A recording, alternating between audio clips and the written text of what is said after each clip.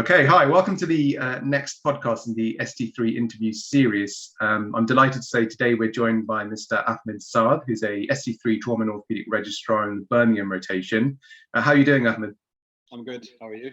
Great, absolutely fantastic. Thanks for joining us. So today we're going to be talking about the portfolio station, which is a station which on the surface of it seems quite easy, but actually it trips a lot of people up and they don't maximize their marks. So it'll be good to get your thoughts and feedback. And I know you did particularly well on it. So I think to kick off, I wanted to ask you, how did you go about arranging your portfolio and how far in advance did you start doing this? So arranging my portfolio, obviously, because this year is obviously online, so there wasn't really a sort of paper portfolio. So you need to go buy your file, etc., and all that stuff. It was more just uploading your evidence, and some people actually think that doesn't take time, but it can take a long time, and it does reflect on. So I think everything you put in the evidence is because apparently they have it in front of them when they're speaking to you in the actual interview. I don't know if that's true or to what extent if that's true or not, but apparently they have it in front of them, and if it looks good, obviously it gives them a good impression. So I kind of started a bit early. So I think as soon as I've submitted my self-assessment, straight away I just started organizing it, getting all my files, folders, all the documents that I had, basically just putting them in one file, making PDF files for each and every single section of the portfolio. And when was it that you submitted your self-assessment? I think you normally submit. So once you've done your self-assessment, I think that's sort of around this time. I think this year was like 9th of December. So it's similar last year. And then after that, they give you a score. And then a month later, so early January is when you have to submit your evidence. So you basically have like 2 weeks from the time they send you back your score to actually submit the evidence. And I know some people, like some of my colleagues, they just literally just put in a certificate and they wrote, this is where I got the point for it. Whereas I went to the extent of putting every single certificate I had just in case I needed to appeal, so that they have all the evidence. And then I would write a little statement about each and everything that I've done. Yeah, that's pretty much it. I don't think I use anything else. So, I mean, you do your self-assessment around December, January time. And in that self-assessment, you say, I think I should be awarded X number of points based on these publications, audits, etc. And then when you're uploading it, is it literally on the Oriel page where you just click and under each section upload a document, or how does it work? So what happens is, so once you've done the self-assessment, they send you back a feedback. They say, this is your score. Now we need you to submit the evidence so that we can verify the scores. Sure. So they have this other online platform that they want you to submit your evidence in. So they normally send everyone logins, and then they split the section. So every part of the self-assessment, they split it. So you've got a section for publication. So they just want one PDF file with all your publications and how you've scored the points there. And then one for presentations, one for audits, etc., etc. So you had to actually upload your publications, for example, in that section, and just make it all into one document before uploading it. Yeah, just one PDF file. And they also say to you, don't add in things that you're not going to get scored for, because the examiners are not going to have time to look through everything. They just want you to put exactly where you got your points. Fine. So the publication section, they didn't care about you uploading case reports or other things that weren't going to score you points. It was just, these are my first and non-first author publications. Basically, exactly. So essentially, you put in your certificate and then reflect it on your self-assessment score, and that's it. You shouldn't really add too much, or things that you definitely know you're not going to get points for. Don't add them, essentially, because one, they're not going to look at them, and then two, it's just going to be a large file. It might annoy them. You never know. And how long do you have to upload all the evidence to verify your score? I think around 2 weeks. It wasn't more than 2 weeks. And I mean, were there any pieces of evidence that you thought, oh, I need to get that evidence, I need that letter or the evidence for doing this audit or presentation, and did you have problems getting that? Yeah, so that's the main thing. As in, if once you've done your self-assessment, you look back and you think, actually, there's so many documents I need to get. For example, one that was difficult was the logbook consolidation sheets for getting your DHSs. So you need to sort of print that off, get a consultant to sign it, and that can take a while. You're in and around chasing consultants, especially if your AES is not happy to sign the whole form and you need different consultants to sign the different procedures. So I know some people struggle with that. So you definitely need to be prepared for it. I think you need to start getting evidence as you submit your self-assessment anyway. And then uploading it is a different story, because when you come to upload it, you also want to make it look good. you want it to be structured, you want it to be concise, organized. You can't just upload it, just drop in a certificate and not say anything. You have to like write a statement or something. And then also uploading, there's other evidence that I think I uploaded just because if I was ever to appeal, then they would look back and they find the evidence there. But I know some of my colleagues, they literally just put publication, they just put one publication and got the point for it. And then they went, and then when they didn't get the score for it, they tried to appeal and they said, actually, I've got another publication, a collaborative or whatever, but it wasn't on the evidence. You can't resubmit your evidence again once you've submitted it once. Fine. So if you're ever in kind of 50-50, just put it on there. There, exactly. Okay, fine. And with the, you said signing off your logbook, consolidation sheets, logbook, yeah. You've done however many DHSs with various consultants. Do you need each of those consultants to sign it off to prove that you did it, or just your AES, or just one person? The way I did it was I just got my AES to sign it, and they were happy with it. Fine. I don't know, in some places, like some of my colleagues were trying to get their consultants to sign every operation they've been with, because some of the ACEs weren't happy to sign you off and say, yeah, I've seen you do a DHS or whatever. But as long as it's signed by a consultant, I think that's more than enough. Fine. And I guess you've answered the question, should you put everything or be very selective? It's just kind of very short, sharp and focused. And if you're really unsure, just to put it in as well.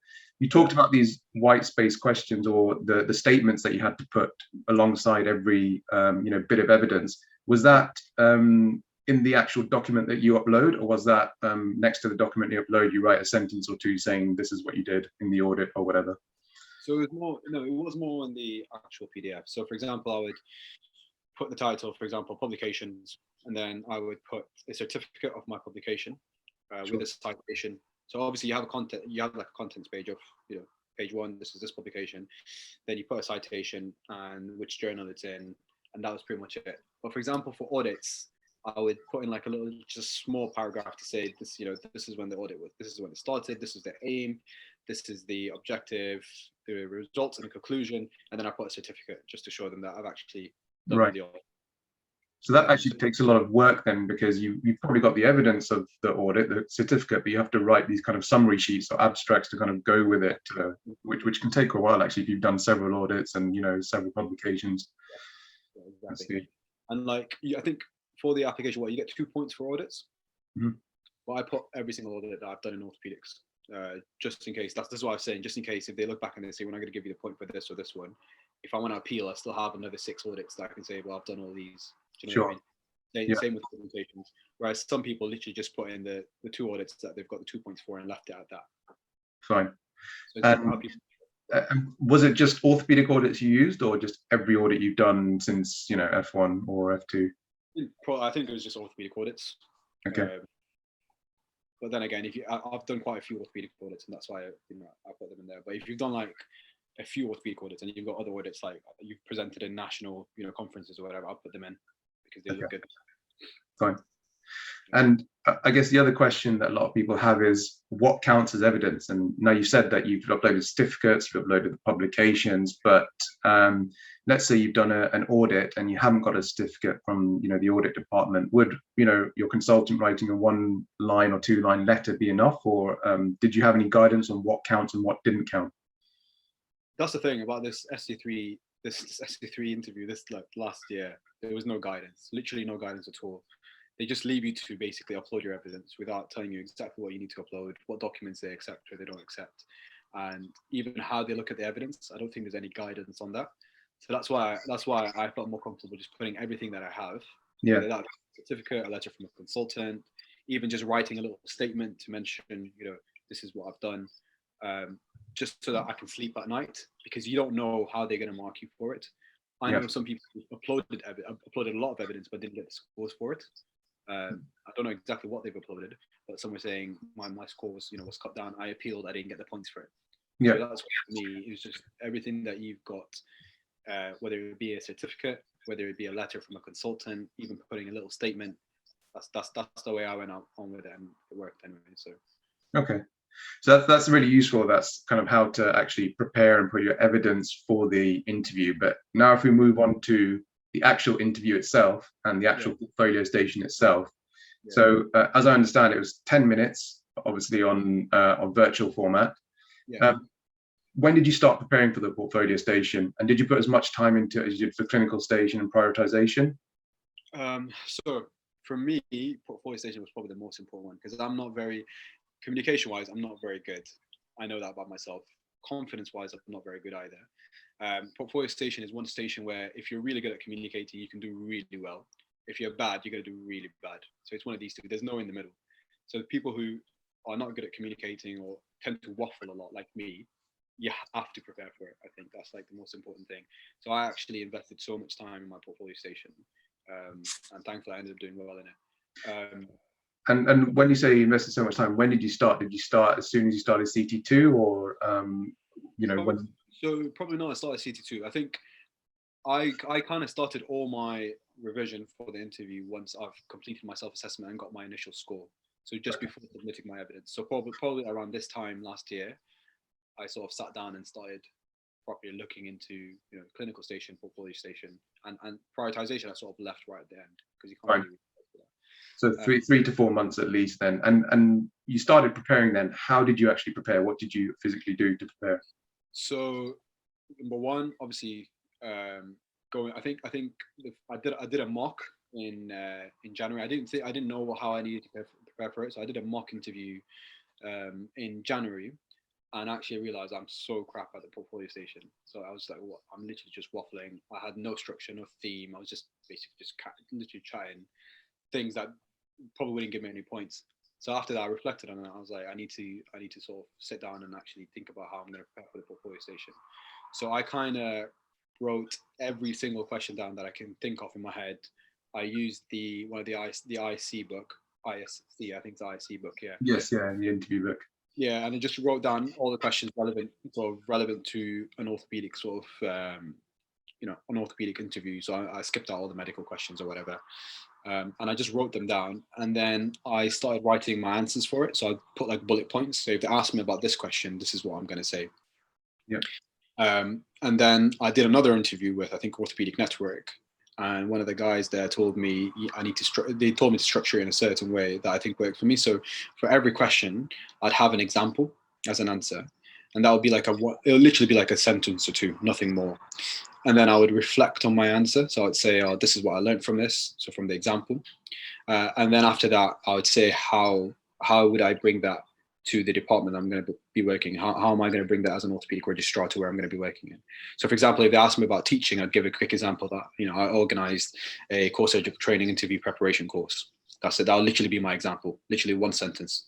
And then after that, I would reflect on it and say, so this is what I've learned. So I've learned presentation skills. I've learned how to be more organized. I've learned this, I've learned that, blah, blah, blah, blah. And then after that, I'd say, I'm going to bring these qualities as an orthopedic registrar to the department that I work in to improve the teaching facilities, to help junior doctors excel, etc.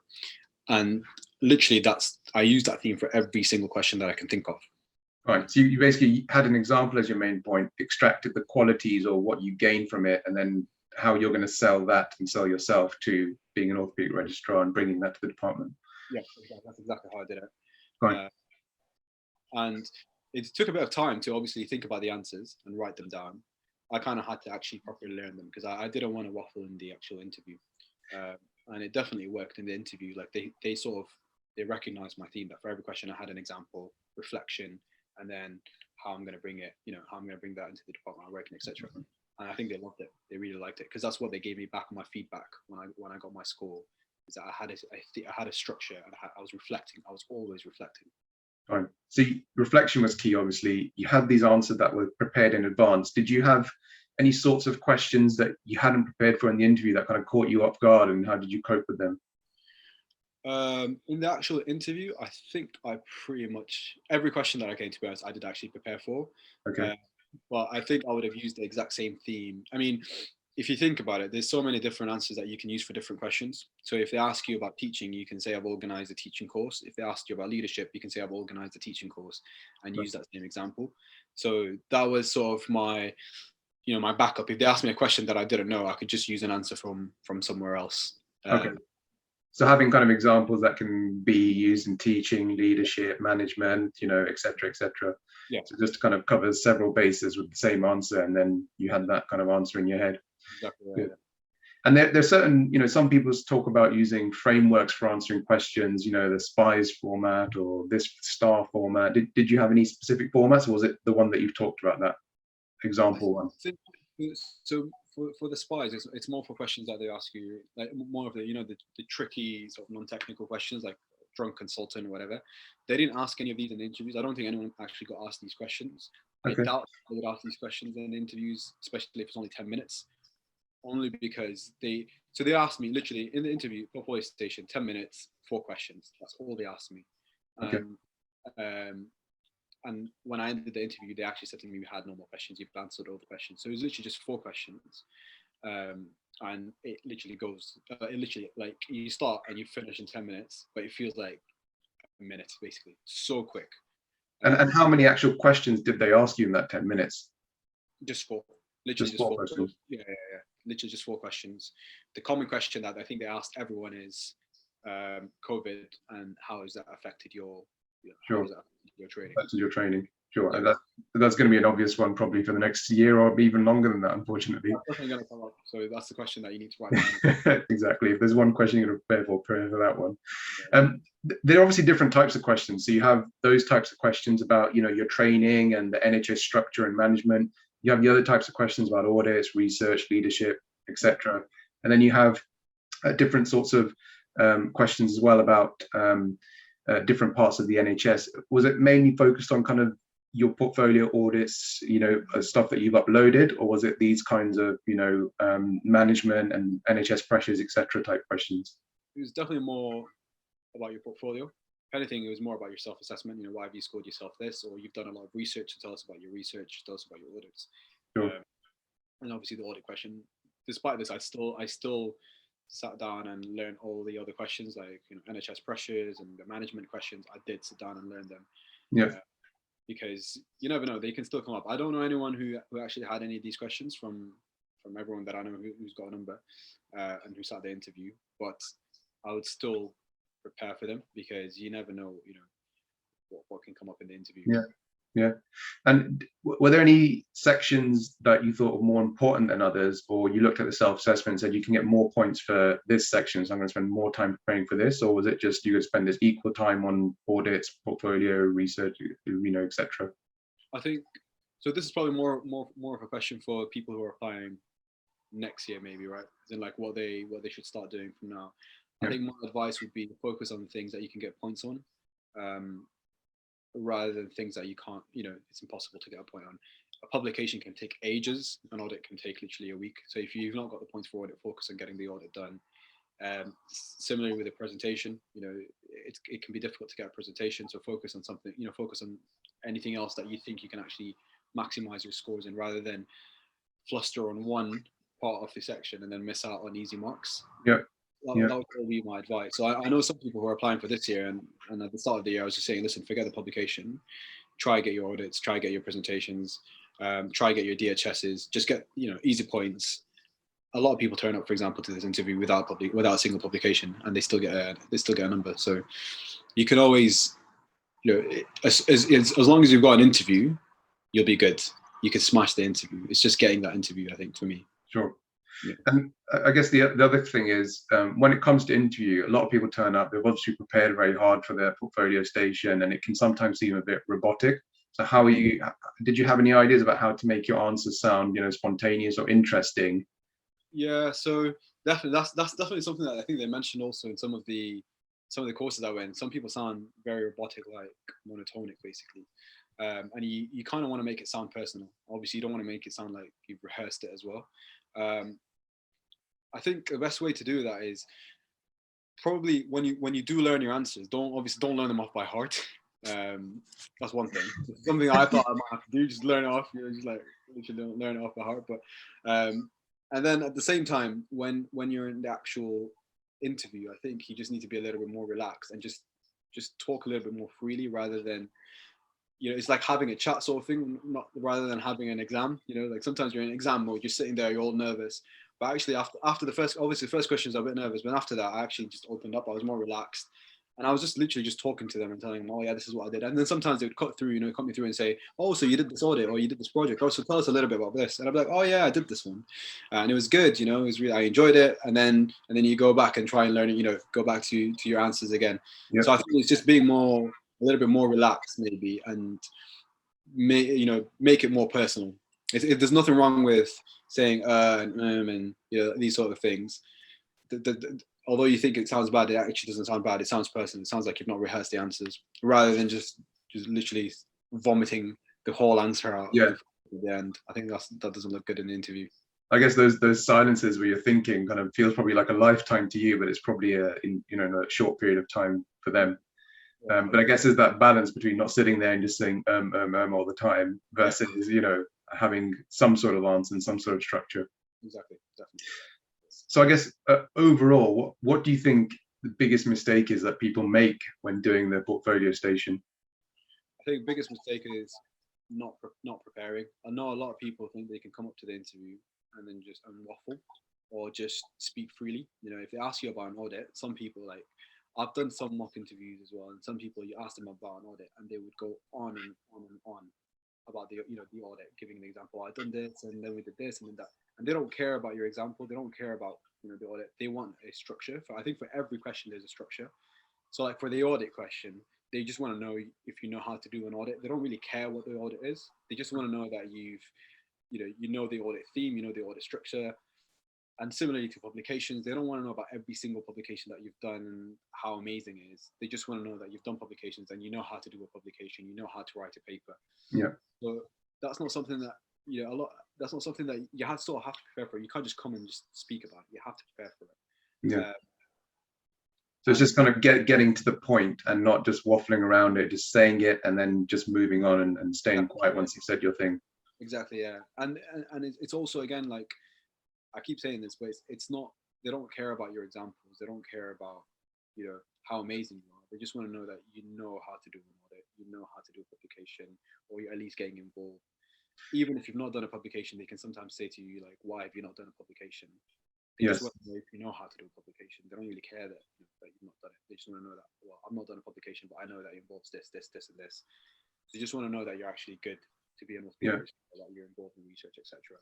Were there any of these sort of negative questions? I noticed what your weakness is, or you haven't done this, or why haven't you done this? Yeah, there was. I think a few. Thankfully, I didn't get asked that question because they're probably the most difficult ones. But I prepared for them as well, and I think the answer for every negative question is that you have to sort of turn it into a positive somehow. Yeah. If you're not done a publication, you can somehow turn that into a positive and say, I've not done one, but I'm doing one at the moment, and I know it involves this and this and this. Or I've not done a publication because I've invested more time in teaching, for example. I prepared answers for these negative questions. And I think the other thing is important is that a lot of people, like, for example, like me, you tend to shy away from saying, I've done this and I've done that. I'm really good at this and I'm really good at that. I'm not that kind of person to say, yeah, I'm actually smashing, I'm the best. But that's what you play in the interview. You have to kind of say, I'm good at this. I've done a lot of this. I think I'm really good at communicating. I think I'm amazing at this. You have to kind of show off yourself. Yeah. And I think if you don't practice and if you don't prepare for that, it's difficult to say that. I know some people end up in the interview saying, oh, unfortunately, I didn't do that. That's like the worst thing that you can say in the interview. I think at the end of the day, it all just comes down to preparation, preparing your answers and knowing exactly what you're going to say rather than just leave it at the interview. Yeah. Portfolio station, I was going to say, Arham, is probably the most important one. It's 50 marks. Yeah. And it's counted also with your self-assessment. Clinical station, everyone's going to smash. Everyone's going to be good in a clinical station unless you're, unless you don't want to be an orthopedic surgeon.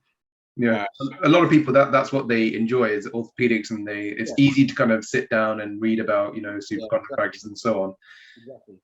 Same with the prioritization. A lot of practice, and a lot of people end up doing okay in the prioritization question. It's a portfolio one that people usually mess up in because they think, yeah, I'm just going to go in and talk about myself. But that's not how you get. That's not how you get marked. That's not how you get the points. And I guess kind of coming to our final question is probably related to that. What's your single biggest piece of advice to people who are coming up to the portfolio station in their preparation and also in actually doing the station?